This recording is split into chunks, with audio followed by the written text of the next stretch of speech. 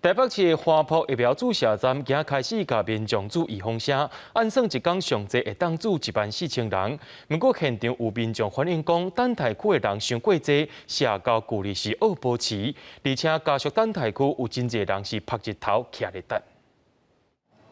医护人员带领民众一组准备注预防针，这是台北市联合病院提供服务的花圃接种站。花圃接种站面积有2000平，现场分做4个区，加上行动不便专区，计共18条接种线，每条线配一个医生、2个护理师、4个行政人员，估计1点钟会使服务1800个民众，一天上济会当服务14000人。不过有民众反映，等待区的人伤济，社交距离可能是无够，而且外口的家属休息区，大家拢晒日头徛咧等是较辛苦。一开始，因为民众都有一点比较希望说早一点接种嘛，所以刚开始的时候，通常都是在最前面1个小时，的确人会多一点。那我们很快的就把那个人跟人那个距离尽量的让它拉开了。我们有注意到。那也马上在做改善的。当然就是在出口处有一些就是家属接送区，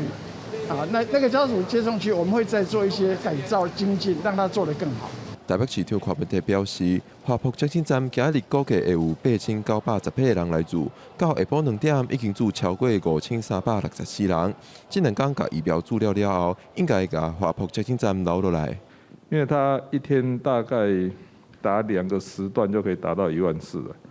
如果打3个时段哦，早中晚哦，早上、下午、晚上都打的话，